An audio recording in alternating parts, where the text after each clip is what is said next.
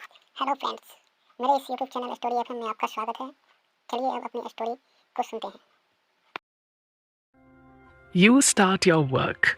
जो भी आप लक्ष्य डिसाइड करते हैं वो अगर आपके दिल और दिमाग में पूरी तरह बैठ नहीं जाएगा तब तक आपका लक्ष्य आपकी थिंकिंग और फीलिंग में शामिल नहीं हो पाएगा और ना ही आपकी लाइफ का सबसे ज़रूरी हिस्सा बन पाएगा। इसके लिए आपको अपने डिसाइडेड लक्ष्य के साथ एक्सरसाइज करनी होगी। एक्सरसाइज करने के लिए आप एक प्लेन पेपर लें और उस पेपर के सबसे ऊपर अपने लक्ष्य को लिखें। इसके बाद ऐसे 10 लक्ष्यों को लिख लें जिसे आप 1 ईयर में अचीव करना चाहते हैं। अपने लक्ष्यों को लिखते हुए इस बात को ध्यान में रखें कि आपका सेंटेंस प्रेजेंट टेंस में होने के साथ साथ सिंपल और इजी होना चाहिए। इसके साथ आपके सेंटेंसेस में ना नेगेटिविटी नहीं होनी चाहिए और पूरी तरह से सेंटेंस क्लियर होना चाहिए। एग्जाम्पल के लिए अगर कोई शराब छोड़ना चाहता है तो वो अपने लक्ष्य में ये नहीं लिखे कि मैं अब शराब नहीं पीऊँगा। इसके बदले में वो लिखे कि मैं तो नॉन अल्कोहलिक हूँ या मैं शराब मुक्त हूँ। अगर किसी ने किसी टारगेट को पूरा करने का लक्ष्य डिसाइड किया है तो उसके लिए वो ये ना लिखे कि मैं टारगेट पूरा कर लूँगा। इसके बजाय वो लिखे कि मैं अपना टारगेट पूरा कर रहा हूँ। मैं और मेरा लिखने से आप अपने लक्ष्य को पर्सनली फील कर पाएंगे। इससे आपका कॉन्शियस माइंड आपकी पर्सनल फीलिंग को एक्सेप्ट करेगा और उसे आपके सबकॉन्शियस माइंड को फॉरवर्ड कर देगा।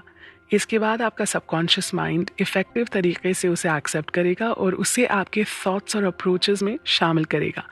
इस तरह से आपका लक्ष्य आपकी थिंकिंग और फीलिंग का हिस्सा बन जाएगा और जब आपका लक्ष्य आपकी थिंकिंग और फीलिंग का हिस्सा बन जाएगा तो आप जो कुछ भी करेंगे उसमें आपका लक्ष्य शामिल रहेगा। आपको हमेशा ये फील होने लगेगा कि आप जो कर रहे हैं वो आपके लक्ष्य के लिए कितना ज़रूरी है। अगर ज़रूरी नहीं होगा तो आप वो काम नहीं करेंगे क्योंकि सबकॉन्शियस माइंड आपकी लाइफ में वही प्रेजेंट करता है जो आप उसे देते हैं। जिस तरह से एक कंप्यूटर सॉफ्टवेयर हार्डवेयर और उसकी प्रोग्रामिंग से चलता है उसी तरह से हमारा माइंड भी कॉन्शियस और सबकॉन्शियस माइंड से चलता है। जैसे हम किसी प्रोग्रामिंग को सॉफ्टवेयर के माध्यम से कंप्यूटर में प्रोग्राम करते हैं और उसका हार्डवेयर उस प्रोग्रामिंग को कंप्यूटर स्क्रीन पर एक्सप्रेस करता है, उसी तरह से हमारा कॉन्शियस माइंड हमारे थॉट, हमारी अप्रोच और हमारी फीलिंग की प्रोग्रामिंग करके हमारे सबकॉन्शियस माइंड को उसे एक्सप्रेस करने के लिए ऑर्डर देता है और सबकॉन्शियस माइंड ही उसे हमारी लाइफ में प्रेजेंट कर देता है। यानी कॉन्शियस माइंड जहाँ सॉफ्टवेयर का काम करता है वहीं सबकॉन्शियस माइंड हार्डवेयर का काम करता है। अगर आपने सबकॉन्शियस माइंड को अपना लक्ष्य पूरा करने के लिए मैसेज दिया है तो सबकॉन्शियस माइंड आपसे आपका लक्ष्य पूरा कराने में आपकी पूरी हेल्प करेगा। आप अपने काम को टालने के लिए जैसे ही कोई एक्सक्यूज़ खोजते हैं या आपके काम को आप टालना चाहते हैं तो आपका सबकॉन्शियस माइंड आपको एक्सक्यूज़ भी देगा और आपको काम पूरा नहीं करने देगा। आप जो भी सोचते हैं, जो भी सुनते हैं, देखते या फील करते हैं ना, वो सब आपका कॉन्शियस माइंड आपके सबकॉन्शियस माइंड को फॉरवर्ड करने के साथ ऑर्डर देता है कि इसे एक्सप्रेस करना है। फिर सबकॉन्शियस माइंड ऐसा ही करता है। एग्जाम्पल के लिए आपको अर्ली मॉर्निंग 7 बजे कहीं जाना है, इसलिए आपको सुबह 6 बजे जागना होगा। आपने लेट नाइट काम किया, आपको डाउट है कि आपकी नींद नहीं खुल पाएगी। ऐसे में अगर आप खुद से कहते हैं कि मुझे 6 बजे जगा देना तो आपकी नींद 6 बजे खुल जाती है। इसलिए जब आप अपने लक्ष्य को देखेंगे और उसे बोल कर पढ़ेंगे तो आपका सबकॉन्शियस माइंड उसे पूरा करने के लिए आपको तैयार करेगा। आपकी फीलिंग आपके लक्ष्य को लेकर सेंसिटिव हो जाएगी। आपका थॉट और आपकी अप्रोच आपके लक्ष्य को पूरा करने में आपकी हेल्प करेंगे और आप अपने लक्ष्य को अपनी डेडलाइन में ही अचीव कर लेंगे। इस एक्सरसाइज का दूसरा पार्ट लक्ष्य की प्रायोरिटी डिसाइड करने से रिलेटेड है। इसके लिए आप अपने 10 लक्ष्यों के बारे में सोचें और खुद से ये डिसाइड करें कि इन 10 लक्ष्यों में से किस लक्ष्य को अचीव करने से आपकी लाइफ इफेक्टिव और पॉजिटिव चेंजेस से भर जाएगी। यानी किस लक्ष्य को अचीव करके आप सबसे ज़्यादा हैप्पीनेस को फील कर पाएंगे। जब आप इस सवाल को फेस करेंगे तो आपको वो लक्ष्य आपके सामने फोकस में आने लगेगा।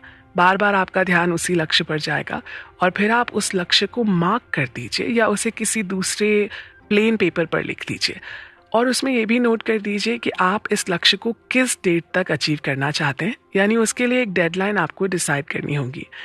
इसके बाद आप अपनी प्रायोरिटी के अनुसार 10 लक्ष्यों का ऑर्डर उन सभी की डेडलाइंस के साथ नोट कर लीजिए और फिर से अपने फर्स्ट लक्ष्य को अचीव करने के लिए एफर्ट करना स्टार्ट कर दीजिए। इसके लिए ना आपको डेली कुछ ऐसा करना होगा जो आपको आपके लक्ष्य के करीब ले जाने में आपकी हेल्प करे। सक्सेस के लिए कंटिन्यूटी बहुत ही ज़रूरी होती है। जब आप डेली कुछ करते हैं तो आप सक्सेस की स्पीड को एक्टिव कर देते हैं।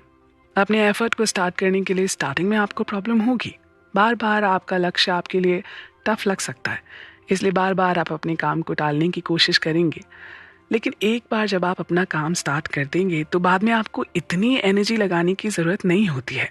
आपने ये देखा होगा कि जब कोई कार स्टार्ट नहीं हो पाती तो उसे धक्का देकर स्टार्ट करना पड़ता है ना। स्टार्टिंग में कार को अपनी जगह से हटाने के लिए बहुत ज़्यादा एनर्जी की ज़रूरत होती है, लेकिन जब कार अपनी जगह से थोड़ी सी भी आगे बढ़ जाती है तो आपको कम एनर्जी लगानी पड़ती है ना। उसके बाद जब कार चलने लगती है तो फिर तो और भी कम एनर्जी लगानी पड़ती है। इसी तरह से जब आप फर्स्ट एफर्ट करना स्टार्ट कर देते हैं तो कुछ दिनों में ही आपको अपने एफर्ट के लिए एक्स्ट्रा एनर्जी की ज़रूरत नहीं होती है। आप स्मूथली अपने लक्ष्य की तरफ बढ़ते चले जाएंगे और फिर एक टाइम के बाद आपको अपने एफर्ट में इंटरेस्ट आने लगेगा, आपकी परफॉर्मेंस भी इम्प्रूव होगी और ना आप डेडलाइन में ही अपने लक्ष्य को अचीव कर लेंगे।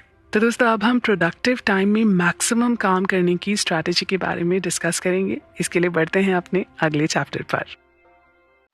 और हाँ, इसी तरह आगे की स्टोरी सुनने के लिए आप अपने इस चैनल स्टोरी एफएम को सब्सक्राइब करें और बेल आइकन की घंटी को अवश्य दबा लें।